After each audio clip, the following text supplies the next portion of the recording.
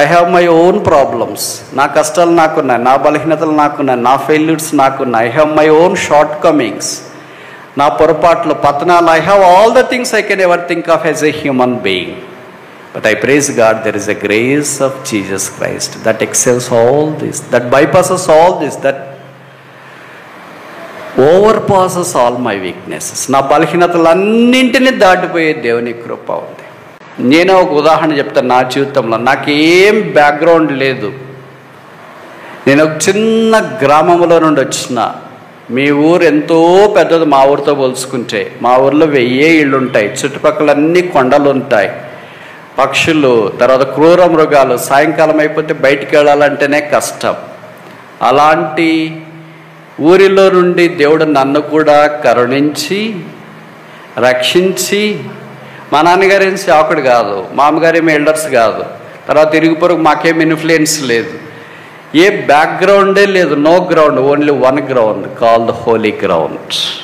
మోషే మోషే నీవు నిలబడిన స్థలం పరిశుద్ధ స్థలం. నేను ఈ దినాన్ని ఎలాగొస్తానని ఏనాడు ఊహించుకోలేదు. ఇలాగ పరిచయలో పాల్పొందుతానని అనుకోలేదు. నాతో పాటు రక్షించబడిన మా ఊరోళ్ళు చాలామంది ఉన్నారు. అక్కడ మా క్లాస్మేట్స్ ఉన్నారు, కాంటెంపరీస్ ఉన్నారు. మరి వాళ్ళంతా అక్కడే ఉన్నారు. వాళ్ళు ఇంకా చాలా పవర్ఫుల్ స్థానాల్లో ఉన్నారు. వాళ్ళు స్థానిక సంఘాల్లో దైవ సేవకులు అయ్యారు, కొంతమంది సంఘ పెద్దలు అయ్యారు. వాళ్ళకి చెక్ పవర్ ఉంది. పవర్ లేనిది నేనే. వాళ్ళకి చెక్ పవర్ ఉంది, అన్ని పవర్లు ఉన్నాయి, నాకే పవర్ లేదు. అయితే ప్రభుకు స్తోత్రాలు. ఆయన ద్రాక్ష తోటలో పనిచేయటానికి ఒక కూలివానిగా ఆయన నన్ను పిలిచి. మత్తయి 25:14, మాథ్యూ చాప్టర్ 25:14, మత్తయి 25:14. పరలోక రాజ్యం ఒక్క మనుష్యుడు, ఈ మాట మీరు ఆలకించాలా, ఒక్క మనుష్యుడు దేశాంతరమునకు ప్రయాణమై తన దాసులను పిలిచి తన ఆస్తిని వారికి అప్పగించినట్లుండను. ఆ మనుషుడే యేసు ప్రభు అని మనకు తెలుసు. ఆయన తన దాసులను పిలిచి, దారిముడి పోయి వారిని పిలిచలేదు. తన దాసులు, ఈ సర్వెంట్స్ అంటే వారు యేసును అంగీకరించిన వారు, బిలీవర్స్, యేసు రక్తం ద్వారా కడగబడిన వారు. అలాంటి వారిని ఆయన పిలిచినాడు. అలాంటి వారికి పని అప్పగించి ప్రతి వానికి, ఎవరికో కొంతమందికి కాదు, దైవసేవకులకు మాత్రమే, బోధకులకు మాత్రమే, సింగర్స్ మాత్రమే, స్పీకర్స్ మాత్రమే, Sunday class teachers, youth leaders, సంఘ పెద్దలు, వాళ్ళకి మాత్రమే ఆయన ఇక్కడ రాయలేదు. తన దాసులను పిలిచి ప్రతి వానికి, ఈ గేవ్ ఎవ్రీ వన్. నాకు ఇవ్వలేదు అంటానికి లేదు, నాకేం దీంట్లో పాలు లేదు అంటానికి లేదు. You do belong to that group. నువ్వు కూడా గుంపులోనికి చెందినావు. ఏ గుంపు అది? తన దాసులు. వేరే వారి దాసులు కాదు. They are his servants. ఆయన దాసులు. ఆయనకు దాసులు కావడం ఎంత భాగ్యము, ఎంత ఆధిక్యత, ఎంత ఘనత. దాసుడు అంటే సర్వెంట్, సేవకుడు అని. ఈ రెండు పర్యాయ పదాలు తెలుగు భాషలో ఉన్న మాధుర్యాన్ని బట్టి, పద సంపదను బట్టి, పద కోశాన్ని బట్టి, పద నిఘంటువును బట్టి, పద అమరికను బట్టి, పదప్రయోగం పరిశుద్ధాత్మ దేవుడు ప్రజలకు అర్థమయ్యేటట్లుగా చేసిన తీరు శ్లాఘనీయం. కనుక దాసుడన్నా సేవకుడన్నా రెండు ఒకే పదాలని గమనించాలి. దేవుడు మొట్టమొదటి అబ్రహామును నా దాసుడని పిలిచినాడు. మీకు తెలుసో తెలియదు, బైబిల్ ఎంతమందిని దేవుడు నా సేవకులని పిలిచాడు? దారిముడు పోయి వాళ్ళందరూ పిలువలే. తెలుసా మీకు? కేవలం కొంతమందిని మాత్రమే ప్రభు పిలిచాడు. అలాగ పాత నిబంధనలు కొంతమందిని, కొత్త నిబంధనలు కొంతమందిని. పాత నిబంధనలు ఎంతమందిని, కొత్త నిబంధనలు ఎంతమందిని? మొదటి ఎవరిని పిలిచాడు, ఆఖరి ఎవరిని పిలిచినాడు? మనల్ని అలాగే పిలుస్తున్నాడా లేదా? విచిత్రం ఏంటంటే తన దాసులను పిలిచినాడు. అంటే ఆయన ఎంత విశ్వాసం ఉంచి రక్షణ పొంది ఆయన హెడ్షిప్లోనికి వచ్చినవారు, శిరసత్వంలోనికి వచ్చినవారు, ఆయన ఓనర్షిప్లోనికి వచ్చినవారు, ఆయన యాజమాన్యం కిందకి వచ్చిన వారిని ఆయన పిలుస్తారు. ఎవడు పోయేవాళ్ళందరికీ ఆయనేమి ఇవ్వడు. కనుక మనం ఆయన దాసులమయ్యామా అంటే ఆయన రక్తం ద్వారా కడగబడి పరిశుద్ధపరచబడి ప్రభు యొక్క పని చేయట కొరకై ప్రభు మనల్ని దాసులుగా పిలిచిన ఆ గుంపులో మనం ఉన్నామా? యేసు ప్రభు పాపల రక్షకుడు, పాపల ప్రేమించి పాపల కొరకి భూమి మీదకి ఈ పాపుల రక్షకుడిగా వచ్చినాడు. యోహాను 4వ అధ్యాయంలో చెప్పబడింది, is truly the saviour of the world. ఈయన నిజముగా లోకరక్షకుడు. కనుక యేసు నిజముగా లోకరక్షకుడు. యేసునందు నీ విశ్వాసం ఉంచు, పాపక్షమాపణ మారుమనసు పొందు, పరలోక రాజ్యం నీదవుతుంది. లోకంలో జీవించినంత కాలం యేసు ప్రభువు సహాయం చేస్తాడు. ఈ లోకాన్ని విడిచిపెడితే పరలోక రాజ్యంలో ప్రవేశిస్తావు. ప్రభువైన యేసునందు విశ్వాసం ఉంచుము, అప్పుడు నీవును నీ ఇంటి వారును రక్షణ పొందుదురు. యేసు ప్రభువైన విశ్వాసం ఉంచిన తర్వాత ఆయన దాసులు, పరిచారకులకు, సేవకులైన గుంపులోనికి మనం తీసుకురాబడుతున్నాం. కనుక ఒక మనుష్యుడైన యేసు ప్రభు వారు తన దాసులను, ఎవరినో వేరే వాళ్ళని, పక్కింటి వాళ్ళని, ఇరుగు పొరుగు వారిని, వాళ్ళని పిలువలే, తన దాసులను పిలిచి ఏం చేశాడు అని అంటే, మత్తయి సువార్త 25లో 14వ వచనంలో తన ఆస్తిని వారికి అప్పగించినట్లుండును. తన ఆస్తిని, ఇది వేరే వాళ్ళ ఆస్తి కూడా కాదు. వేరే వాళ్ళదైతే మనం వడ్డించడానికి, ఆరగించడానికి చాలా తేలిగ్గా ఉంటాము, ఇష్టంగా ఉంటాం. కానీ మందమా ఇవ్వాలంటే మాత్రం చాలా కష్టం. మనది ఏదైనా కష్టమే. అందుకనే బైబిల్లో రాశారు కదా, నేను ఇప్పటికీ కష్టపడుతుంటా వాక్యము చదవటానికి, చెప్పటానికి. పొరుగువాణిని ప్రేమించుము అని రాసి వదిలేసింటే బాగుండా. అలా కాదు, దానికి క్లాస్ పెట్టారు ముందు. నిన్ను వల్లే నన్ను ఎట్లా ప్రేమించుకుంటున్నానో నా పొరుగువాడిని కూడా అట్లే ప్రేమించాలంట. ఇది అయ్యే పని అంటారా? ఎలాగో కాదు కనుక మానేస్తామా? నిన్ను వల్లే అంటే నువ్వు ఒక డ్రెస్ కొనుక్కుంటే నీ పొరుగువానికి కూడా, పొరుగువాడు ఒక్కడే, పొరుగువారులు బహువచనం లేదు. లవ్ యువర్ నైబర్స్ అని లేదు, లవ్ యువర్ నైబర్. ఒక్కడనే చేసుకో పొరుగువారిని ఒక సంవత్సరానికి. నువ్వు డ్రెస్ కొంటే వాళ్ళకి డ్రెస్సు, నువ్వు కారు ఉంటే వాళ్ళకి కారు, నీకు ఇల్లు ఉంటే వాళ్ళకి కారు, నీకు బ్యాంక్ బ్యాలెన్స్ ఉంటే వాళ్ళకు, నువ్వు నగలు కొనుక్కుంటే వాళ్ళకు కూడా. ఇప్పుడు చెప్పండి, ఎవరు ప్రేమిస్తున్నారు ఇట్లా? వాక్యం ఇది. ఏదో ఒక పూట పిలిచి టీ దాకా, చాయ్ దాకా, బిస్కెట్లు తిని అంటేనే గొప్ప సంగతి. నిన్ను వల్లే నువ్వు ఎలాగ నిన్ను నువ్వు చూసుకుంటున్నావో likewise. So Christian teaching is sometimes really tough to digest and tough to keep it in the practice. But praise God, we have our Savior who has gone before us, set an example for all of us to follow. మనందరం ఆయన అడుగుజాడల్లో నడుచుపోనట్లుగా యేసు ప్రభు మనకు మాదిరి ఉంచి వెళ్ళిపోయాడు. కనుక దేవుని యొక్క వాక్యం దగ్గరికి మనం వచ్చినప్పుడు తన ఆస్తిని ఆయన మనకిచ్చేవాడు. మనదేం సొంతమేం లేదు. కాకపోతే మనం అంతా సొంతమని బిల్డప్ ఇచ్చుకుంటుంటాం. ఇది మాదేనండి, అది మాదేనండి, ఇది మాదేనండి, అది మాదేనండి. మనదేమి లేదండి, అంతా ఆయనదేనండి. తన ఆస్తి మనకు కలిగిందంతా ఆయనదే. ఆయన అన్నాడు, భూమి నాది, ఆకాశం నాది. కాదు కాదు, మాది కూడా ఇది. 5 సెంట్లు మాది, 10 సెంట్లు మాది, ఈ ప్లాట్ మాది, అపార్ట్మెంట్ మాది అని మనం అనుకుంటాం. ప్రభు, ఆకాశం నా సింహాసనము, భూమి నా పాదపీఠమని ఆయన సెలవిచ్చు. కనుక తన దాసులకి ఇచ్చేవాడు ఆయన. కనుక దీనికి ఒక పేరు పెడదామా? ఇక్కడ 2 పారామీటర్స్ ఉంటాయి, అంటే 2 యాంగిల్స్ ఉంటాయి. As the coin has both sides both valid, this topic has both sides both valid story. And on one side we have a master and a man. ఈ మనుషుడు ఒకవైపు ఉన్నాడు. On the other side we have a servants. పనివాళ్ళు ఉన్నారు. పనివాళ్ళు ఎలాంటి వాళ్ళు అది ఇప్పుడు చెప్పట్లేదు. మనుషుడు ఎలాంటి వాడు, ఎందుకంటే మన టాపిక్ అది కదా. యేసు ప్రభు నేను అన్నాడు, ఆయన మనుష్యుడు.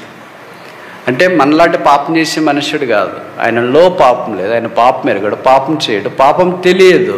In him was no sin, he did not sin, he knew no sin, he is sinless to the core. పరిపూర్ణంగా ఆయన పాపం లేనివాడు. ఆయన పేరు పరిశుద్ధుడు, పరిశుద్ధుడు, పరిశుద్ధుడు. కంప్లీట్ మ్యాన్, పరిపూర్ణమైన మనుష్యుడు, పరిపూర్ణమైన దేవుడు. అయితే ఆయన ఇచ్చేవాడు అనే వాక్యంలో మనం చూస్తాం. It's a giving God. తన దాసులకు ఇచ్చినాడంటే దాసుల దగ్గర ఏం లేదు అని అర్థం.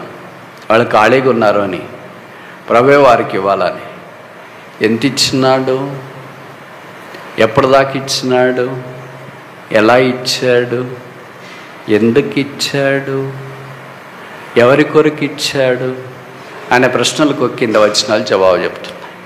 చూడటానికి ప్రయత్నం చేస్తాం. రెండవది మాథ్యూ చాప్టర్ 25 verse 15. అతడు ఒకనికి 5 తలాంతులను, ఒకనికి 2, ఒకనికి 1, ఎవరి సామర్థ్యము చొప్పున వానికిచ్చి వెంటనే దేశాంతరము పోయి. ఇక్కడ మొదటి వాడికి అంటే ముగ్గురిని రాస్తున్నాడు. మొదటి వ్యక్తికి 5 తలాంతులు. ఒక తలాంత అంటే తెలుగు బైబిల్ ఒకటేసి కింద రాశారు. 3,600 రూపాయలు. 5 తలాంతులు అంటే 18,000. 2,000 సంవత్సరాల క్రితం 18,000 అంటే ఊహించుకుంది. ఇప్పుడు బహుశా 18 కోట్ల, it could be more than that, అంతకంటే ఇంకా ఎక్కువ ఉండొచ్చు. అదొక దాసునికి ఇచ్చిన. తర్వాత రెండవ దాసునికి ఎంత ఇచ్చినాడు?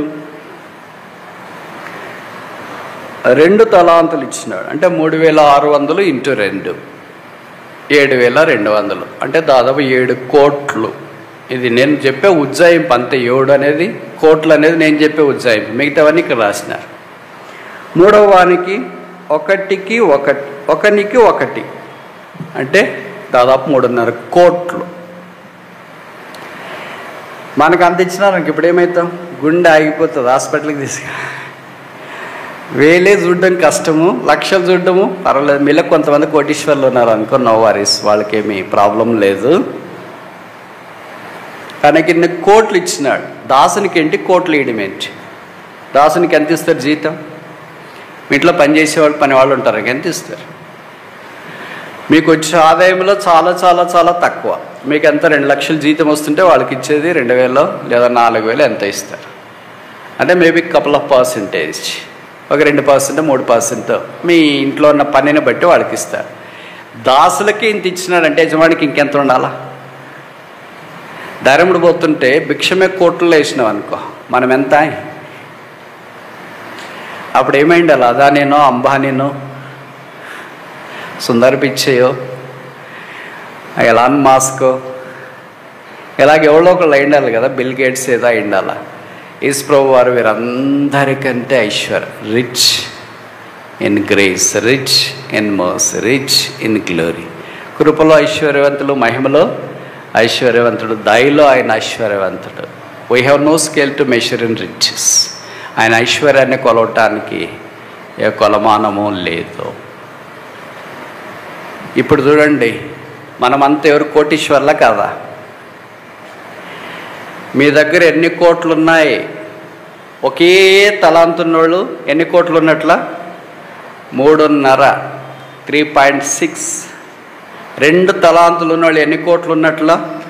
7.5, 7.5 కోట్లు. 5 తలాంతులు ఉన్నోళ్ళు ఎన్ని కోట్లు ఉన్నట్లు? ఎన్ని కోట్లు ఉన్నట్లు? మీరు చెప్పకపోతే మళ్ళీ నేను చూడాల్సి వస్తుంది. 18 కోట్లు. ఇప్పుడు మనం ఆయన దాసులు ఎవరు? కోటీశ్వర్లు. ప్రభు మనకు అలాగే ఇచ్చినాడు. 5, 2, 1. ఈజ్ ఎ జనరస్ మాస్టర్ లేదా జనరస్ మ్యాన్. ధారాళముగా దయచేవాడు. జీవమునకును భక్తికి నీకు కావలసిన వాటన్నిటినీ అనుగ్రహించువాడు. ఇప్పుడు 5 ఎవరికి? 2 ఎవరికి? 1 ఎవరికి? బహుశా 1 అనే దాంట్లో నేను వస్తానేమో, 5, 2 అనే దాంట్లో మీ అందరు వస్తారు అనుకుంటా. కనుక అంత భూరి సహాయము యేసు ప్రభు వారు తన దాసులకు మనకు చేసినట్లు వాక్యం జ్ఞాపకం చేస్తుంది. ప్రభు మనకు తలాంతులు ఇచ్చినాడు. అది వాక్యం చెప్పేది కావచ్చు, పాటలు పాడేదే కావచ్చు, ప్రార్థన చేసేదే కావచ్చు, ఆరాధనే కావచ్చు, చేయి చాపేదే కావచ్చు, ఇతరులు యేసుప్రభు దగ్గరికి తీసుకుని వచ్చేదే కావచ్చు, యేసుని ఇతరులకు పరిచయం చేసేదే కావచ్చు, యేసుప్రభు యొక్క సంగతులు ఇతరులకు బోధించడమే కావచ్చు, యేసు శిలువను ఊరేగించడమే కావచ్చు, యేసు శిలువ పరిమళ వాసన ఇతరులకు వ్యాపింప చేయడమే కావచ్చు. పరిచయ ధర్మం ఏమో తెలియదు. ఉపకారం చేయడం కూడా, ఆదిత్యం చేయడం కూడా ఒక గిఫ్ట్ అని బైబిల్లో రాయబడింది. భాషల్లో తర్జుమా చేయడం కూడా ఒక గిఫ్ట్ అని బైబిల్లో రాయబడుతూ వచ్చింది. కనుక బైబిల్లో చాలా రకాలైన వరములను గురించిన ప్రస్తావన వాక్యాల్లో మనం చూస్తాం. ఇవన్నీ తలాంతుల టాలెంట్స్ ప్రభు ఇచ్చిండేది. అసలు ఏమి ఇచ్చినాడో మనకు తెలుసా? ఇప్పుడు ఎవరన్నా అడిగారేమో, బ్రదర్ మీ తలాంత్ ఏంటి అని, సిస్టర్ మీ తలాంత్ ఏంటి అని అడిగారు అనుకో, ఏం చెప్తారు మీరు? తెలియదు బ్రదర్ మీరే చెప్పండి అంటారా? తెలుసుకోవాలో ప్రార్థన చేయండి అంటారా? నాకు తెలిసి 90% మందికి వారికి దేవుడు ఏ తలాంత్ ఇచ్చినాడో తెలియదు. This is tragedy of the church today. సంఘం యొక్క విషాదం ఇది. ఎందుకు తెలియదో తెలుసా? సాతాను మీరు తెలుసుకోకుండా చేసినాడు. ఎందుకంటే తెలుసుకుంటే సానబెట్టి సంఘక్షేమం కొరకు దేవుని మహిమ కొరకు వాడబడతారని తెలుసుకోకుండా చేశాడు. మనకు కావాల్సింది కూడా అదే కదా, గుంపులో గో, నలుగురిలో నా, గాలిలో గో, ఇలా కొట్టుకొని పోతా ఉంటాం అంతే. ఏదో ఒక రోజు వచ్చి చనిపోయే దగ్గరికి వచ్చిన, ప్రభువా మీరు ఇచ్చిన తలాంతులు ఏం వాడుకోలేకపోయినాను ప్రభువా క్షమించి తీసుకునేకే రెడీగా ఉన్నాడు. ఏం లాభం ఉంది? తలాంతులు ఉపయోగించని వాడి దగ్గర తలాంతులు ఆయన ఇచ్చి వ్యర్థమా? ఇక్కడ బైబిల్లో రాయబడింది, ఆయనకు 5 ఎందుకు ఇచ్చినావు, వీళ్ళకి 2 ఎందుకు ఇచ్చినావు, నాకు మాత్రం 1 ఇచ్చినావు అని పోట్లాడటానికి లేదు. ఇచ్చేవాని యొక్క ఏమంటారు దాన్ని, ప్రొరాగేటివ్. ఆయన సార్వభౌమ అధికారం ఆయనది. ఆయన ఎవరికి ఎంత ఇవ్వాలని ఇక్కడ రాసినాడు, వారి వారి సామర్థ్యము చొప్పున. He knows who can handle 5, who can handle 2, who can handle 1. 5 ఎవరు చేయగలరు, 2 ఎవరు చేయగలరు, 1 ఎవరు చేయగలరు ఆయనకి తెలుసు. కానీ విచిత్రం ఏమో తెలుసా, 3 దాసులకి 3 ఇచ్చినాడు కానీ 4వ దాసునికి ఏమి ఇవ్వలేదని బైబిల్లో రాయలేదు. అంటే అర్థం ఏంటి? There is no believer who is not awarded with a single talent. 1 తలాంతు కూడా దేవుడు ఇవ్వని విశ్వాసి లేడు. అంటే అర్థము, యేసు ప్రభు వారు రక్షణ పొందిన ప్రతి విశ్వాసికి తలాంతు కనీసం 1 ఇచ్చాడు. నాకు ఇవ్వలేదని అనుకోవద్దు, ఇచ్చినాడు. ఇప్పుడు ఇచ్చినాడు కదా అని తీసుకొని దగ్గర పెట్టుకుని ఉంటే బాగుండదు. ఆ తర్వాత చేయాల్సిన పనిని గురించి ఇక్కడ రాసినాను. ఈ మనుష్యుడు మొదటిది ఈజ్ ఎ గివింగ్ మ్యాన్, ఇచ్చేవాడు. రెండవది is a good man, generous man, ధారాళముగా ఇచ్చినాడు, కోట్లలో ఇచ్చినాడు, విస్తారంగా ఇచ్చినాడు. యాకోబు 1:17 ప్రకారం శ్రేష్టమైన ప్రతి ఇవి పరసంబంధమైనదై జ్యోతిర్మయ తండ్రి యొద్ద నుండి వచ్చిన a very good gift comes from above. మనకి ఇవ్వబడిన వరాలు పైనుండి కిందికి ప్రభు వారు పంపించినాడు. It's not horizontal. హారిజాంటల్ అంటే భూ సంబంధమైనవి.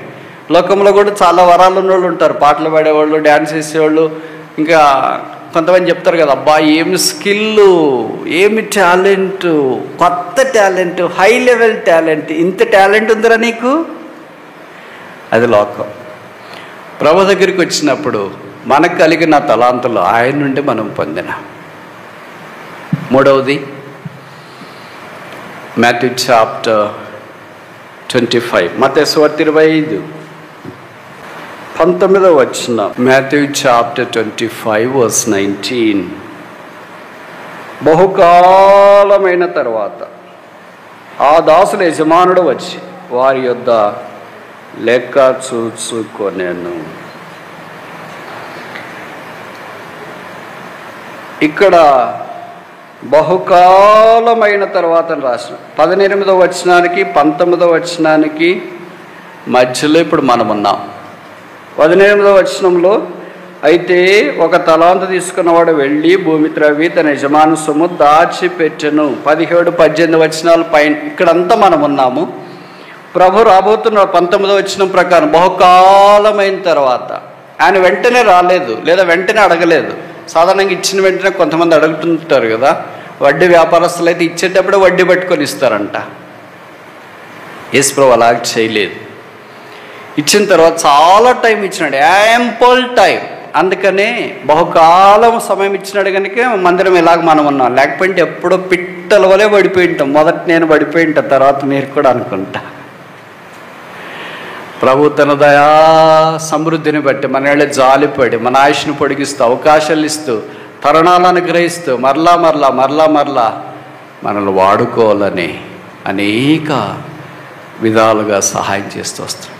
ఇప్పుడు బహుకాలం అయింది, రాబోతున్నవాడు వచ్చినాడు. వచ్చిన తర్వాత ఏం చేశాడు మరి? ఆయన తన దాసులను పిలిచినాడు. మత్తయి సువార్త 28వ అధ్యాయము 19వ వచనం. మత్తయి 25:19.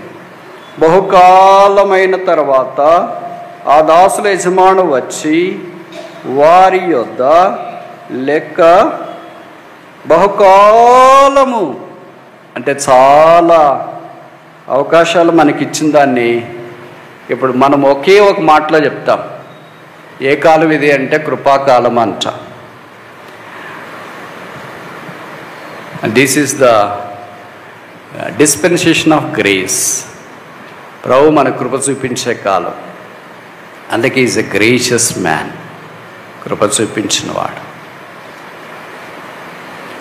తర్వాత 4వది ఏంటంటే కృప చూపించి అలాగే వదిలేయలేదు, లెక్క చూచుకొనాను. వాళ్ళందరినీ పిలిచినాడు. ఇప్పుడు వచ్చిన 5 తలాంతులు తీసుకున్నవాడు చెప్పాడు, మీరు నాకు 5 తలాంతులు ఇచ్చినారు, 5కి 10 చేసినాను అని. 2 తలాంతులు తీసుకున్నవాడు వచ్చినాడు, 2కి నేను 2 చేసినాను అని. ఇది చదువుతున్నాడు, మీకు ఏమనిపించింది? తీసుకునేటప్పుడే 3 వచ్చింటారు, తిరిగి వాళ్ళ లెక్క అప్పగించాలనుకున్నప్పుడు ఏమైంటారు? ఎవరో ఒకళ్ళు స్కిప్ అవుతారు కదా, ఎస్కేప్ అవుతారు. మనమైతే అదే పని చేయించి ఇప్పుడు టైం లేదు తర్వాత వస్తానని చెప్పు. అట్లా కుదరదమ్మా. తర్వాత వస్తా, నాకు టైం కావాలా, ఇంకోసారి చూస్తాము, లెక్కలు సరిగ్గా రాయలేదు, అప్పుడు వచ్చినప్పుడు చూపిస్తానులే, ఎక్సెల్ సీట్లు ఇవన్నీ అదేంటి ఎంటర్ చేయలేదు, సాఫ్ట్వేర్ పాడైపోయింది, సిస్టమ్ పోయింది, పవర్ వచ్చిన తర్వాత ప్రింట్ తీసుకొని వస్తాను, ఇవన్నీ భూ సంబంధమైన సాకులు. ఇటు కుదరదు. ప్రభు లెక్క చూసుకునేకి వచ్చినప్పుడు ప్రతి వాడు వాని క్రియ చొప్పున ఆయన ఎదుట ప్రత్యక్షము కావాల్సిందే. అందరు ఎక్సెల్ సీట్లు తెచ్చుకోవాలా, అందరు అకౌంట్ బుక్లు తెచ్చుకోవాలా, అందరు ఎదురుగా నిలబడాలా. ఆల్ఫాబెటిక్గా స్టార్ట్ చేస్తాం, ఏతో స్టార్ట్ చేస్తాం. ఆరోను, అబ్రహాము, ఏం పేర్లు ఉన్నాయి, అబిగ్యాల్, కాల్ 1 by 1 పిలుస్తుంటే మనం అంతే అనుకో, నా పుస్తకం లేయాలి, ఏం చెప్పాలి. మనకున్న ఒక చెడ్డ అలవాటు ఏంటంటే అంతకుముందు వెళ్ళొచ్చిన వాళ్ళని అడగడం అలవాటు. కనుక ఎవరన్నా వస్తారనుకో, అబ్రహాము, ఏబేలు ఇలాంటాడు, అన్నా ఏమడిగారు? వాళ్ళు రారు మళ్ళీ ఇంక మన దగ్గరికి వెనక్కి. అబిగేల్ సిస్టర్ ఏమన్నారు? లెక్కలు తప్ప చెప్పినందుకు, ఏం పని చేయనందుకు ఏమన్నాడు? మళ్ళీ వాళ్ళు రిటర్న్ రారు. మనం వాళ్ళ ఫీడ్బ్యాక్ తీసుకొని మనం ప్రిపేర్ అయ్యేది అదంతా మనకు కుదరదు. ఒక్కసారి అవకాశాలు పోయినాయి అంటే మోడ్ ఆపర్చునిటీస్ ఆర్ మోడ్. నిరర్థకం చేయబడిన అవకాశాలు ఇంక అంతే, మరలా రావు. ఇప్పుడు పైకి వచ్చిన తర్వాత ప్రభు యొక్క సన్నిధిలో మనం నిలబడిన తర్వాత లెక్క చూచుకొనును. ఎవరినన్ను వదిలేస్తాడా? వదిలేయడు. మన ప్రాంతమే, మన ఏరియానే, మన తెలంగాణ బిడ్డ కొడుకు కూతురు అక్కడ కుదరదు. బైబిల్లో రాయబడి ప్రతి వాడు క్రీస్తు న్యాయపీఠం ఎదుట ప్రత్యక్షము కావలెను, వాని క్రియలు చొప్పున. ఒకళ్ళకి ఇండివిజువల్ జడ్జిమెంట్ ఈజ్ ఇండివిజువల్, తీర్పు వ్యక్తిగత. మా సంఘానికి అంతా ఒకేసారి తీర్పు తీర్చండి ప్రభు అంటే అటు కుదరదు. మా ఎల్డర్స్కి సేవకుడికి తీర్చండి, మా అందరు వదలంటే అటు కూడా కుదరదు. ఎవరికి వారే తీర్పు ఎదుట నిలబడవలసిన వారై ఉన్నారు. అప్పుడు అడుగుతాడు, మీకు ఇచ్చిన తలాంత్ ఏంటి? ప్రార్థన చేయడం. ఎంత దాకా ప్రార్థన చేశారు? మీకు ఇచ్చిన తలాంత్ ఏంటి? ఆదిత్యం చేయడం. ఎంత దాకా ఆదిత్యం చేశారు? మీకు ఇచ్చిన తలాంత్ ఏంటి? వాక్యం చెప్పడం. ఎంత దాకా చెప్పారు? అప్పుడు మనం కారణాలు ఎత్తుక్కుంటాం, భూమి మీద ఎత్తుక్కున్నట్లు. బ్రదర్, మాకు మైకి లేదు, అక్కడ ఇచ్చినారు కానీ పని చేయలేదు, ఇచ్చినారు కానీ వాళ్ళని తగ్గించినారు, వాళ్ళంతా ఇలాగ చేసేవాళ్ళు ఉంటారు. ఇవన్నీ మనం ఇక్కడ చెప్పుకునే సాకులు. అక్కడికి వెళ్ళిన తర్వాత ఈ సాకులన్నీ కుదరదు. మైకి లేదు, వాళ్ళని తగ్గించినారు, మైకులు పని చేయలేదు, మమ్మల్ని పిలువలేదు, మమ్మల్ని వాడుకోలేదు, మేమంటే సేవకుడికి ఇష్టం లేదు, సంఘ పెద్దలకి ఇష్టం లేదు, ఎవరికి ఇష్టం లేదు, అందుకనే మా తలంతరం మేము ఏం చేసుకోలేకపోయినాము, ఆ తలంత ఇలాగా ఒకటి ఇచ్చింటే ఒకటి అలాగే తీసుకొని వచ్చినాము అని అంటే చాలా మంచి పని చేశారమ్మా, అది కూడా మీరు పోగొట్టుకోకుండా తీసుకొని వచ్చినారు, చాలా మంచిది, వీళ్ళకి కూడా దండేసి సెలగప్పండి అని చెప్పట్లేదు. ఏం రాశారు తెలుసా ఇక్కడ? సోమరివైన చెడ్డ దాసుడా. Is a స్లోత్ఫుల్ man. సోమరి, పని చేయని సోమరులు. బైబిల్లో చాలామంది సోమరులు ఉన్నారు. పోతులు ఉన్నాయి 5 తెలుసు కదా మీకు. పోతులు అంటే మీ ఊర్లో ఉన్నాయా లేదా? తెలంగాణలో ఉన్నాయా లేదా? ఉన్నాయా? పోతులు అంటే పుట్టినప్పుడే దాన్ని దేవతకి వదిలేస్తారు. అంటే దానికి కట్టేసేది, దానికి మేత పెట్టేది, ఒక దొడ్డి, ఒక యజమానుడు ఏముండదు. ఆ వీధులు వెంబడి తిరుగుతుంది, మామిడి పళ్ళు తీసుకుంటుంది, తర్వాత ఏంటి కూరగాయలు తీసుకుంటే ఏమైనా తీసుకుంటే దాన్ని ఎవరు ఏమనకూడదు. ఉదయం నుండి సాయంకాలం దాకా అంతా తిరిగేసి వస్తుంది. ఎక్కడ గుడి దగ్గర, సత్రం దగ్గర, హోటల్ దగ్గర ఎక్కడైనా పడుకుంటుంది. దాన్ని ఎవరు కొట్టకూడదు, దాన్ని ఎవరు ఏం కీడు చేయకూడదు. దానికి ఒక రోజు వస్తుంది తెలుసా? దాన్ని అర్పించే రోజు వస్తుంది, దాన్ని చంపే రోజు వస్తుంది. ఆ రోజు దాకా దాన్ని ఊరికి వదిలేస్తారు అనమాట. ఊరిపోతూ అంటారు దీన్ని. బహుశా మీకు తెలియదేమో, గ్రామస్తులకు తెలిసింటారు. ఆ రోజు దానికి బాగా స్నానం చేయిస్తారు. అది అనుకున్నాడు, అబ్బా నన్ను ఇంత బాగా చేయిస్తారు. ఎందుకో తెలుసా? చంపటానికి. దానికి ఆ దినం వస్తుంది. సామెతలు కూడా బైబిల్లోన కొన్ని పోతులు ఉంటాయి. ఒక పోత ఏంటి? తిండిపోతు. రెండవ పోత ఏంటి? తిరుగుబోతు. మూడవ పోత ఏంటి? తాగుబోతు. నాలుగో పోత ఏంటి? తిట్టుబోతు. ఐదవ పోత ఏంటి? సోమరిపోతు. ఈ పోతులన్నీ వదిలేసింటారు ఊర్లో, తిరుగుతుంటాయి. ఈ దినాల్లో మందిరాల్లో కూడా కొన్ని పోతులు ఉంటాయి ఇలాంటివి. వాళ్ళని ఎవరు ఏమనకూడదు. ఏమనంటే పొడవటానికి వస్తుంది. పొడవటానికి వస్తే మనకి మరీ కష్టమవుతుంది. పొడిచిందనుకో మనకి కిందకి పడిపోతే, ఒక్కసారి ఎద్దు పొడిచిన తర్వాత పైనుండి కిందకి పడితే ఇంకా కట్టప్. ఎందుకంటే వెన్న పూసి దెబ్బతింటుంది. అలాంటి కేసులు మీకు తెలియదు అనుకుంటా. మా రాయలసీమ వైపు చాలా తెలుసు. ఎద్దులు ఎవరైనా ఇంట్లో యజమానులు అంటే భార్య భర్తలు ఉంటారు కదా, అది ఎద్దులు భర్తకే అలవాటు అయి ఉంటాయి. ఆయన ఎక్కడో రోజు వెళ్ళిపోయి ఉంటాడు, భార్యకి అలవాటు అయినవి అవి. అందుకని వాటికి మేత వెళ్ళని పోతే అవి ఏం చేస్తాయంటే మా దగ్గరికి వచ్చినాయని పొడుస్తాయి కొమ్ములతో. ఒక్కసారి ఇట్లా అంటే ఆమె అమాయకంగా నిలబడి ఉంటుంది కదా, భర్తతో నిలబడినట్లు రోజు. ఒకసారి ఓడిస్తే పైకి వెళ్ళి కిందకి బాల్ పడినట్లు పడతారు. కిందకి పడితే వెన్నపూసి దెబ్బతింటుంది, పడక మీద ఉంటుంది. కొన్ని రోజులు అయిన తర్వాత చనిపోతుంది. పై ఎత్తు నుండి కిందకి పడినంత కథం. పొడిచింది ఇట్లా దొరలుకొని కింద పడితే బతకొచ్చు, ఒక్కసారి పైకెత్తి కింద పడితే అయిపోయి. ఈ ఎద్దుల పందెం మీకు తెలుసు కదా, తమిళనాడులో ఒకటి ఉంటుంది, జలకూడని. పొడుస్తాయి, పిల్లలేమో దాన్ని పట్టుకొని లాగుతూ ఉంటారు. ఒకసారి పొడిస్తే ఇంకంతే. అందుకే ఈ పోతులు కూడా జాగ్రత్తలలో మీరు వాడతారు. పొడుస్తాయి, పొడవటానికి వస్తుంటాయి, కానీ వాటికి ఒక దినం ఉంది. అలాంటి పోతుల్లో ఒకటి సోమరిపోతు. దానికి ఒక తలాంతి ఇచ్చినారు, అది వాడుకోలేదు, పైపెచ్చు నిర్వినియోగం చేసింది. అలాంటి వాళ్ళు కొంతమంది ఉంటారు. వాళ్ళు సోమరులు, వాళ్ళు పని చేయరు, వేరే వాళ్ళని పని చేయలేరు. వారి వల్ల ఉపయోగం ఉండదు, వేరే వాళ్ళకి కూడా వారి వల్ల క్షేమం ఉండదు. అలాగుంటే ప్రభు వాడుకోలేడు. ఇలాగ నేను మాటలు చెప్తే ఏమనుకుంటారంటే, అలాంటి వాడు వాడుకోకపోయినా పర్వాలేదులే అని. అంటే ఇంక అంతే కదా, లాస్ట్ ఫైనల్ రోజు కత్తి వచ్చటానికి రెడీగా ఉన్న తర్వాత ఏం చేస్తారు? పర్వాలేదులే అని అనుకుంటాం. అలాగొద్దు, మారితే మంచిది. జీవితం మార్చుకునే అవకాశం ప్రభు మరలా ఇచ్చినారు. 2 తలాంతులు 5 తలాంతులు తీసుకున్న వాడిని కూడా పిలిచినారు. వాళ్ళు వచ్చినారు. 2కి 2 సంపాదించినారు, 5కి 5 సంపాదించినారు. 5కి నువ్వు 5 సంపాదించినావు కనుక బా నువ్వు ఏం వెరీ గుడ్ ఎక్సలెంట్ అని రాయలేదు. 2కి 2 సంపాదించినావు కనుక యావరేజ్ గుడ్ అని రాయలేదు. ఇక్కడ ఇద్దరికి ఒకే కమెండేషనే, బల నమ్మకమైన మంచి దాసు. 5 సంపాదించిన సేమ్ కమెండేషనే, 2 సంపాదించిన కమెండేషన్ అంటే అభినందన, మెప్పు. ఈ 2 క్వాంటిటీని ప్రభు చూడలేదు. అంటే 5 చేశాడు కదా ఎక్కువ చెప్దాం, 2 కదా తక్కువ చెప్తామని చూడలేదు. వారిలో ఉన్న మంచితనం, ఇంకో మాటలో చెప్పాలంటే ఫెయిత్ఫుల్నెస్, నమ్మకత్వం చూసి ప్రభు నమ్మకస్తులైన వారిని ఎదుగుతున్నాడు. మనకి ఏ పని ఇచ్చినా నమ్మకంగా, వాక్యం చెప్పేది ఇచ్చినా నమ్మకంగా, చెప్పుల స్టాండ్ దగ్గర ఉండేది నమ్మకంగా ఇచ్చినా ఇద్దరికి సేమ్ కమెండేషనే. ఇక్కడ మాత్రం మేము యూట్యూబ్లో కనిపించవచ్చు, వాళ్ళు యూట్యూబ్లో కనపడకపోవచ్చు.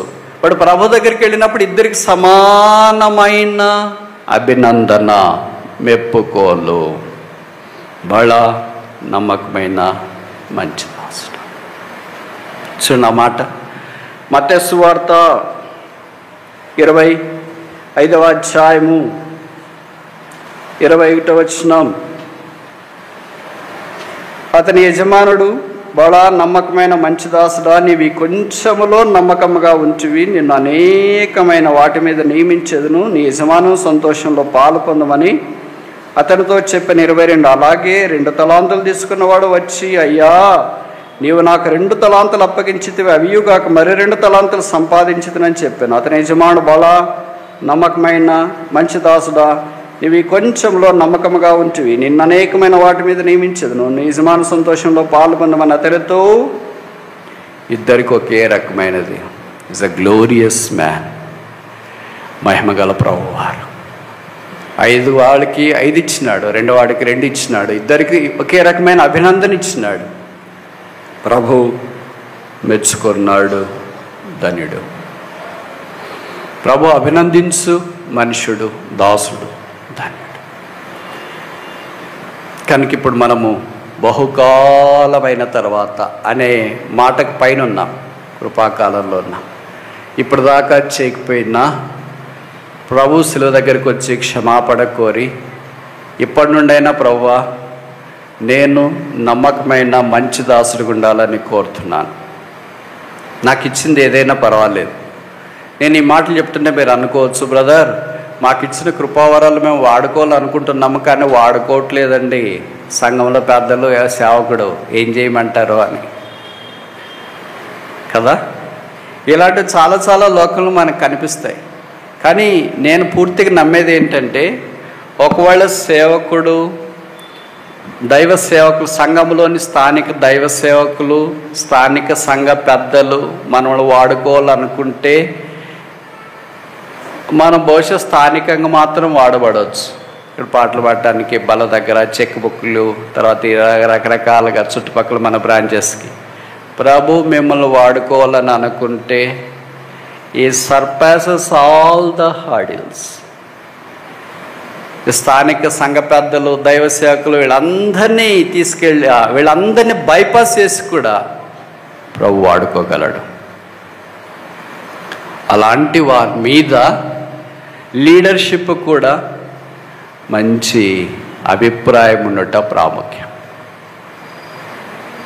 2 వైపులు ఉండాలి. ఇది మనం తలాంతులు తీసుకున్నాం కనుక మనం వాడబడాలి ప్రభు కొరకనే ఆశ, తృష్ణ, కొంత సమర్పణ మన వైపు ఉండాలి. అదే సమయంలో స్థానిక సంఘంలో ఉన్న లీడర్షిప్ కూడా ఎవరు ఆత్మీయమైన వారు, ఎవరు తలాంతులు కలిగిన వారు, ఎవరు ప్రభు సంఘానికి క్షేమాభివృద్ధి కలిగించగలరు, ఆయన నామానికి మహిమ కలిగించగలరు అని కూడా ప్రయత్నం చేయాలి. నేను ఒక ఉదాహరణ చెప్తాను. నా జీవితంలో నాకేం బ్యాక్గ్రౌండ్ లేదు, నేను ఒక చిన్న గ్రామంలో నుండి వచ్చిన.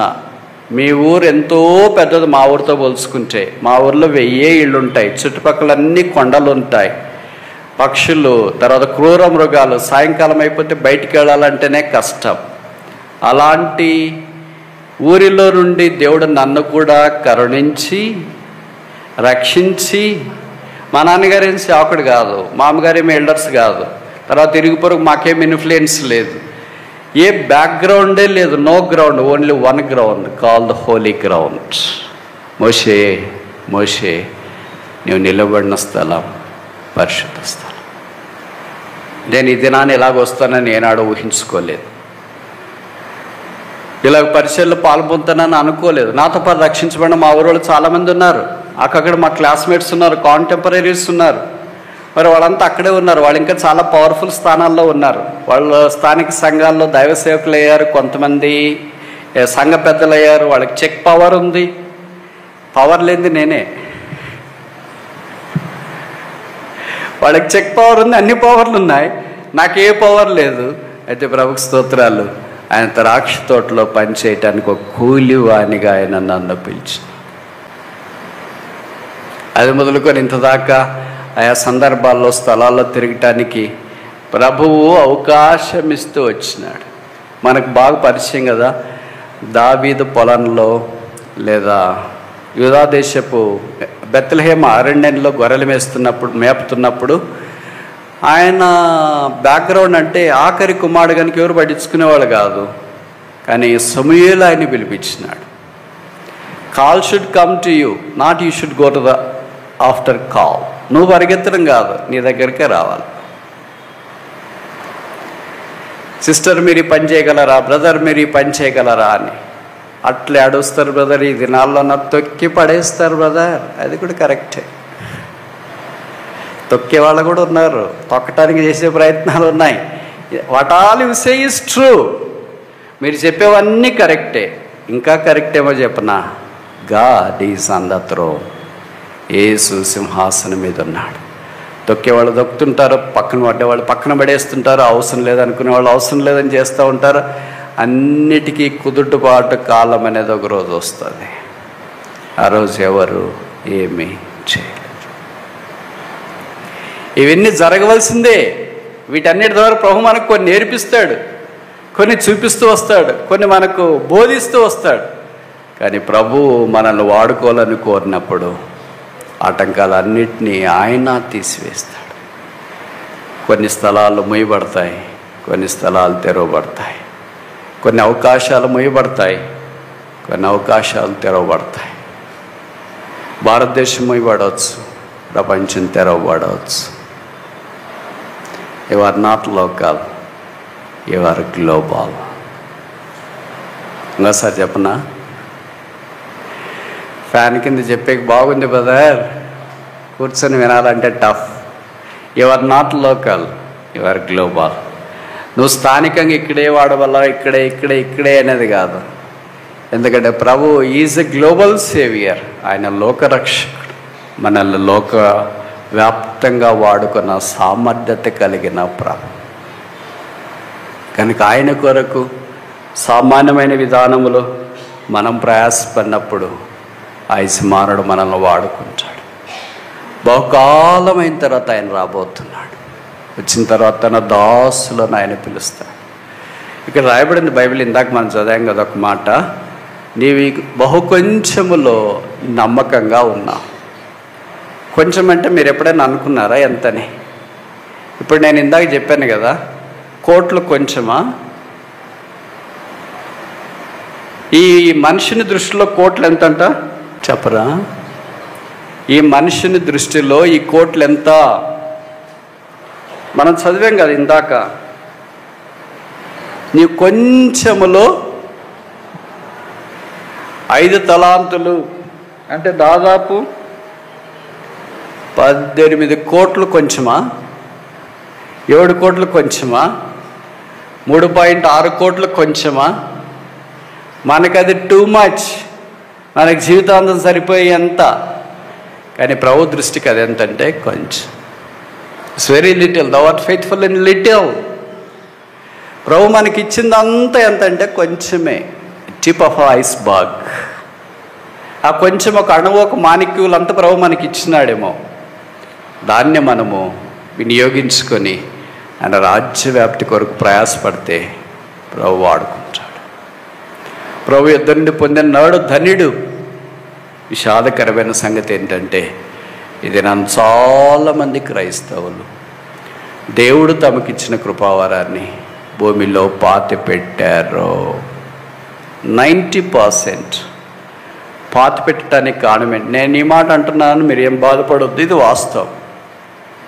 వారు నిర్లిప్తతలోకి వచ్చినారు. ఏదో వచ్చినామా, కూర్చున్నామా, విన్నామా, వెళ్ళామా. ఇంకేం చేయాలన్నా కష్టం బ్రదర్, మీకు తెలియదేమో అంటారేమో కదా. మీకింటే ఎక్కువ కష్టాలు ఉన్నాయి నాకు.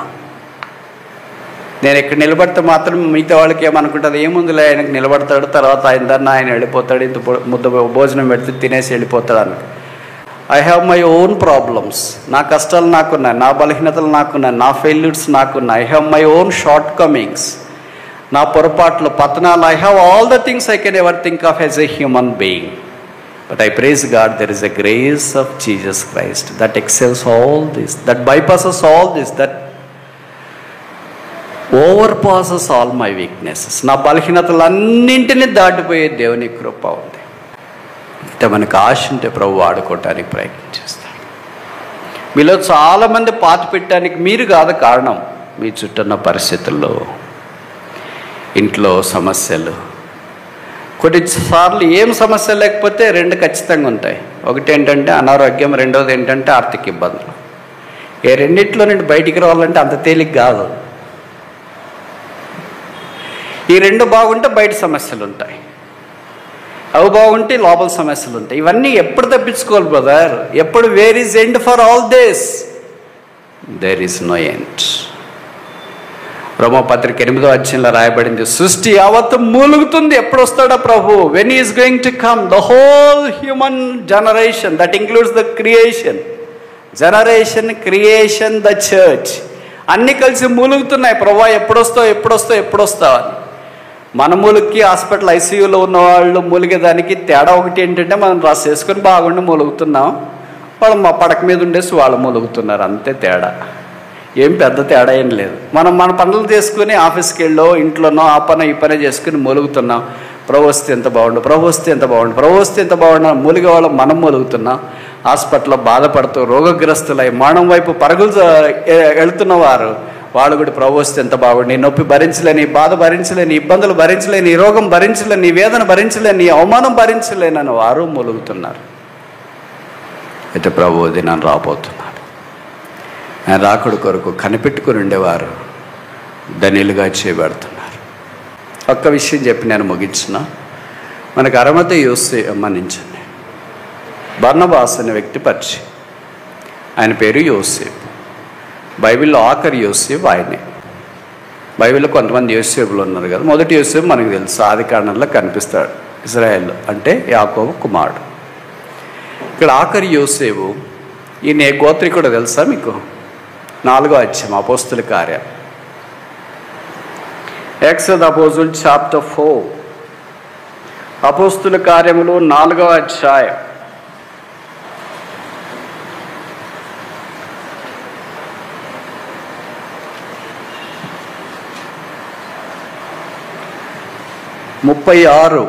నాలుగు 36 కుప్రాలో పుట్టిన లేవీయుడగు యోసేపు అని ఒకడుండెను. ఇతనికి అపోస్తుల హెచ్చరిక పుత్రుడని అర్థమిచ్చు బర్నబాను పేరు పెట్టి ఉండేరి. ఇతడు భూమి గలవాడై ఉండి దాన్ని నమ్మి దాని వెల తెచ్చి అపోస్తుల పాదముల యొద్ద పెట్టాను. ఈయన పేరు యోసేపు. అపోస్తులు ఈయనకి బర్నబా అని పేరు పెట్టారు. మనకు బర్నబా అంటేనే అర్థమవుతుంది, ఇష్టం కూడా. యోసేపు అంటే మనకు తెలియదు. ఈయన ఏ గోత్రికుడికి రాస్తారు? లేవి గోత్రికులు. మీకు తెలుసు కదా, యాకోబుకున్న 12 గోత్రాల్లో 4 టాప్ కోర్ ట్రైబ్స్ అంటారు. రూబేను, షిమ్యోను, లేవి, యూదా. ఈ 4 కలిసి 4లో ఇంకా 2 టాప్ ఆఫ్ ద టాప్. దాంట్లో లేవి గోత్రము, అంత పరిచారకులు యాజకులు అందరూ వచ్చేది అహరోను వాళ్ళ గోత్రము. రెండేది యూదా గోత్రం, దావీదు, అంత all kings and priests. Yesu ప్రభు రక్తం బట్టి ఇది నన్ను మనం ఈ 2 గోత్రాల్లోనికి వచ్చాం. We're Levites and we're tribe of Judah. మనం యూదా గోత్రములోనికి వచ్చినాం. ఈ 2 గోత్రాలు చాలా ప్రాముఖ్యమైన ఆ దినాల్లో. ఇప్పుడు ఈ యోసేపు అనే వ్యక్తి లేవి గోత్రానికి సంబంధించినవాడు, బాగా డబ్బులు ఉన్నాడు. బైబిల్లో రాశారు. బహుశా ఈయనకి కూడా పెళ్లి కాలేదనుకుంటా. కాలేదని మీరు ఎట్లా చెప్తారు బ్రదర్ అని అంటే చెప్తాను, కింద రాశారు కదా, తనకు కలిగిన ఆస్తిని, భూమిని అమ్మి డబ్బులు తెచ్చి అపోస్తుల పాదాల దగ్గర పెట్టాను అని. పెళ్ళైన వాళ్ళు ఎవరు ఆ పని చేయలేరు. ఎవరైనా చేయగలరా? చేయొద్దండి. ఎవరైనా మీరు చేయగలరా? పెళ్ళి కాని వాళ్ళు ఎవరు లేరా ఇక్కడ? పెళ్ళి అయిన వాళ్ళు ఎవరు లేరా ఇక్కడ? ఉన్నారా లేదా? ఉన్నారా?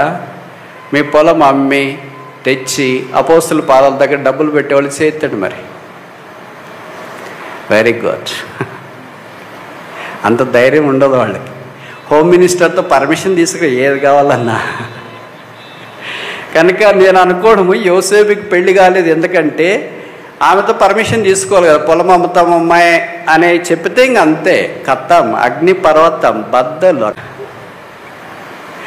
పొలం అమ్ముతామా? ఎందుకు అమ్ముతున్నా? అపోస్తుల పాదాలు అదేంటి? పొలం అమ్మేవాడైతే నన్ను ఎందుకు పెళ్లి చేసుకున్నావు? పిల్లల్ని ఎందుకు కన్నావు? ఇప్పుడు మేమందరం ఏం కావాలా? రోడ్డు అమ్మిడి పడాలా? భిక్షమెత్తుకోవాలా? ఒకవేళ నువ్వు సేవకపోతానంటే వెళ్ళు, నువ్వు ఒక్కడి వెళ్ళు. మేము ఈ పొలం పెట్టుకొని ఇవన్నీ పెట్టుకొని మేము బతుకుతాం. ఆస్తి అమ్మటానికి మాత్రము నువ్వు పూనుకుంటూ ఒప్పుకోను. ఇంట్లో నుండి బయటకన్నా పోతాను, కానీ నేను నా కొడుకులు అందరూ బయటకని వెళ్తా, కానీ నేను ఒప్పుకోను. కావాలంటే వెళ్ళి ఆ అపోస్తుల దగ్గరికి వెళ్ళి నేను పోట్లాడతాను, కానీ నేను మాత్రం ఒప్పుకోను అని బహుశా అని ఉంటుందని బర్నబా చాలా ధన్యుడు, అలాంటి హాడలు ఆయనకి ఏం లేదు.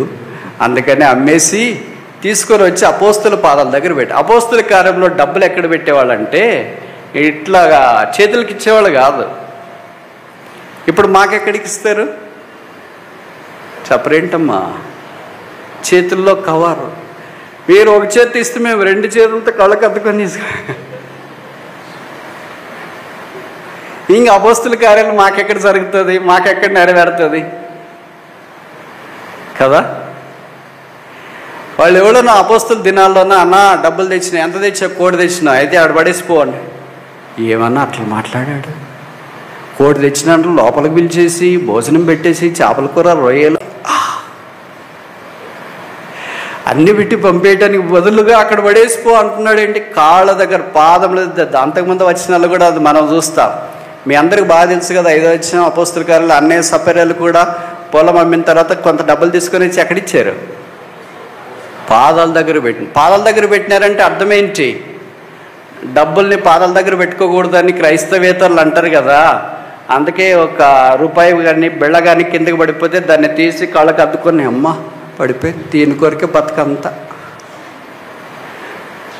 పాదాల దగ్గర పెట్టినారంటే తొక్కిపోవని కాదు దీని అర్థము. అంటే నీవు ఆఖరి స్థానము. పాదము అనేది it's last part of the body. మనం ఏం చేస్తాము? లాస్ట్ పార్ట్ కాదు, ఫస్ట్ పార్ట్ ఇక్కడే ఉంటుంది. మనకి ఎంత బ్యాలెన్స్ ఉంది, ఎంత చెక్ ఉంది, ఎంత డబ్బులు వచ్చినాయి, ఎంత పోతున్నాయి, తలలో తిరుగుతుంది. అదేం పాదాల దగ్గర ఉండాలి. అపోస్తుల క్రమం ఏంటంటే యేసు ప్రభు వారి తలలో, ఆయనే శిరస్సు, డబ్బు పాదాల దగ్గర ఉంటారు. ఇప్పుడు మనం దాన్ని రివర్స్ చేసినాం. ఎందుకంటే అట్లుంటే మనకి కష్టము, కుదరదు అని. డబ్బులు తలలోకి వచ్చినాయి, యేసు ప్రభు, వాక్యము, సంఘము, పరిచర్య ఇవన్నీ ఎక్కడికి వచ్చినాయంటే ఆఖరి స్థానానికి వచ్చాయి. అందుకే no works of the holy spirit accomplished in all means. బహుశా మన దినాల్లో పరిశుద్ధాత్మ దేవుడు బలంగా పనిచేయకపోవటానికి ఇది కూడా ఒక హేతు అయి ఉండొచ్చు. ఇప్పుడు సంగతి ఏంటంటే అలాగే పాదాల దగ్గర పెట్టిన ఈ బర్నబా తార్సువాడైన సౌలు రక్షణ పొందిన తర్వాత యెరూషలేములో పెద్దల దగ్గరికి వచ్చి పరిచయం చేసినాడు. పెద్దలు ఈయనకి చాలా బాగా పరిచయం, క్లోజ్ ఫ్రెండ్స్ అనుకుంటా. కొంతమంది ఈయన మాట కూడా తీసేయరు అనుకుంటా వచ్చి చెప్పాడన్న, ఇలాగ తార్సువాడైన సౌలు మార్గంలో ప్రభువుని చూచాడు, రక్షణ పొందినాడు, యేసుప్రభు గురించి భలే చెప్పేస్తున్నాడు, అటు ఇటు సంచారం చేస్తూ యేసుప్రభు యొక్క రక్షణ మార్గం తెలియజేస్తున్నాడు, మనం తీసుకుందామంటే ఆయన సంగతి నీకు తెలియదు అనుకుంటున్నాను, నువ్వు యవనస్తుడు ఎక్కువ తక్కువ మాట్లాడేస్తున్నావు. అసలు ఏం చేశాడు తెలుసా ఆయన? ఇంతకుముందు మన వాళ్ళంతా చంపేటప్పుడు దగ్గరే ఉండి వాళ్ళ బట్టలు అన్ని దగ్గర పెట్టుకుని వాళ్ళకి సరిపోయేటప్పుడు సాక్షిగా కూడా ఉన్నాడు. అలాంటోడు ఇప్పుడు ఏదో వేసుకుని వస్తుంటాడు, ఏదో మనకి కీడ్స్ అయిపోతాడు. కనుక అలాంటి మనం ఎంటర్టైన్ చేయడానికి వీల్లేదని అపోస్తులు ఒప్పుకోలేదు. కానీ బలవంతం చేసి వారిని ఒప్పించడానికి ప్రయత్నం చేసిన. ఇప్పుడు తార్సువాడైన సౌలుకి కొద్దిగా ఎక్కువ ఆతృత, తీవ్రత కలిగిన వాడు కనుక ఆయన వెళ్ళి ప్రభుతో మాట్లాడే కొన్ని స్థలాల్లో ప్రభుతో ఏకాంతంగా గడుపుతున్నాడు. ఇప్పుడేం చేశాడు ఇది చూడండి. అపోస్తుల కార్యములు 11వ అధ్యాయం 25వ వచనం. అపోస్తుల కార్యాలు 11:25. అంతటా అతడు అంటే బర్నబా సౌలును వెదకుచు తార్సునకు వెళ్ళి అతన్ని కనుకొని అంతేకు తోడుకొని వచ్చెను. సౌలును వెదకుతూ పోయినాడు. ఇప్పుడు సౌలు ఏ గోత్రం? బెన్యామీను గోత్రం. ఎందుకు నేను ఇవి చెప్తున్నానంటే మన భాషలో చెప్తే బాగా పడుతుంది. హత్సు సౌలుదేమో బెన్యామీను గోత్రం అంటే ఆఖరి ఆల్మోస్ట్ గోత్రం, అంత ప్రాముఖ్యత లేని గోత్రం. బర్నబాది ఏ గోత్రం? లేవి గోత్రం. చిన్న గోత్రికుడు పెద్దోళ్ళ దగ్గరికి వెళ్ళాలా, పెద్ద గోత్రికుడు చిన్నోళ్ళ దగ్గరికి రావాలా? చెప్పరేంటి? మీరైతే ఏం చేస్తారు? చిన్న బెన్యామీను గోత్రికుడు లేవి గోత్రికుడి దగ్గరికి వెళ్ళాలి. వెళ్ళి అన్న యెరూషలేము పెద్దలను అంగీకరించట్లేదు, ఒకసారి వాళ్ళకి చెప్పన్నా, సిఫారసు చేయండి, నేను కూడా ఈ సహవాసంకి వస్తా, యేసుప్రభు గురించి బోధిస్తాను. పౌలు వాళ్ళ దగ్గరికి వెళ్ళి మాట్లాడాలి, అంటే బర్నబా దగ్గరికి. కానీ విచిత్రం ఏమో తెలుసా? బర్నబానే లేవి గోత్రికుడు పెద్ద గోత్రికుడే ఒక చిన్న గోత్రికుడి దగ్గరికి వచ్చి ఎక్కడున్నాడో ఎతుకుతున్నాడు. ఎతుకేనో అని. This should be the quality of the leadership in the church. సంఘములో సంఘ నాయకత్వ బాధ్యత ఏంటంటే దేవుడు ఎవరిని వాడుకుంటున్నాడు అని వెతకాల. వెతికే సంగతి దేవుడు ఎరుగు, కానీ వాడుకునే వాళ్ళని తొక్కే సంగతి ఇది మనం చూస్తాం. ఈ బర్నబా వెతుకుతూ సౌలును తెచ్చి పరిచయం చేయకుండా ఉంటే, 3 మిషనరీ ప్రయాణాలు లేకుండా ఉంటే, 14 పత్రికలు లేకుండా ఉంటే కొత్త నిబంధన ఎలాగుంటుందో మీరు ఊహించుకోండి ఒకసారి. ఊహకు అందదు కదా, ఎంత కష్టంగా ఉంటుంది కదా.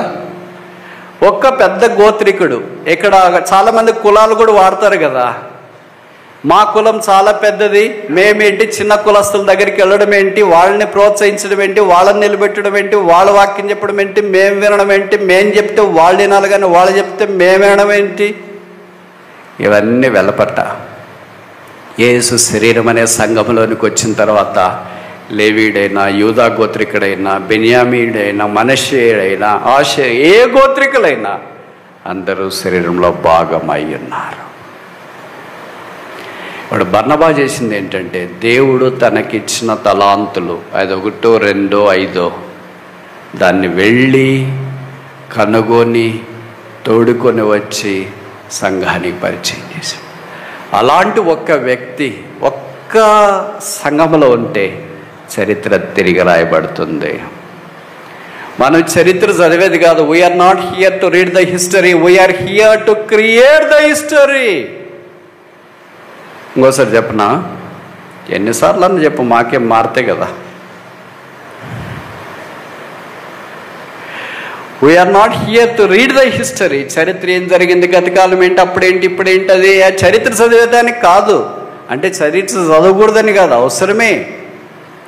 But we are here to create the history. చరిత్ర సృష్టించటానికి, తయారు చేయటానికి మనం ఎక్కడున్నాం. That is the virtue of a faithful Christian to the man called Jesus Christ. యేసు అనే మనుషునికి నమ్మకమైన పరిచారకులు, దాసులు, పనివారు అలాగుండాలని ప్రభు కోరుతున్నాడు. ఇప్పుడు చెప్పండి, మనం ఎవరెక్కడ ఉన్నాం? బర్నబాస్ వలె మనం ఉన్నామా? తార్సవడైన సౌలు వలె ఏమైనా ఉన్నామా? యజమానుని వలె ఉన్నామా? ఒక తలాంతు తీసుకున్న వాని వల్లే 2 తలాంతులు, 5 తలాంతులు, మనం ఏ గ్రూప్లోకి వస్తాం? దీంట్లో ఎక్కడైనా మనకి ఫిట్టింగ్ ప్లేస్ ఉందా? సరిపోయే స్థలం ఉందా? మీరు చెప్తారా, నేను చెప్పాలా? చెప్పరా? మీరు చెప్తారా, నేను చెప్పాలా? నేనే చెప్పాలా? నేనే చెప్పమంటే చెప్తా. మనందరికి కరెక్ట్గా సూట్ అయ్యే పొజిషన్ అని చెప్పనా?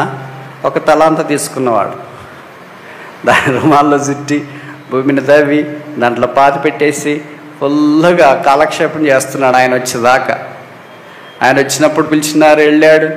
ఆయన గురించి చెడ్డగా మాట్లాడుతూ వచ్చిన, అయ్యో నువ్వు చాలా కఠినాత్ముడు, విత్తిన చోటు కోసేవాడు, నీవు ఇలాంటి వాడు కనుక నీవు ఇచ్చిన తలాంతు తీసుకుని వెళ్ళి నేను భూమిలో తవ్వి పాతి పెట్టినాను, ఇదిగో మీ తలాంతు.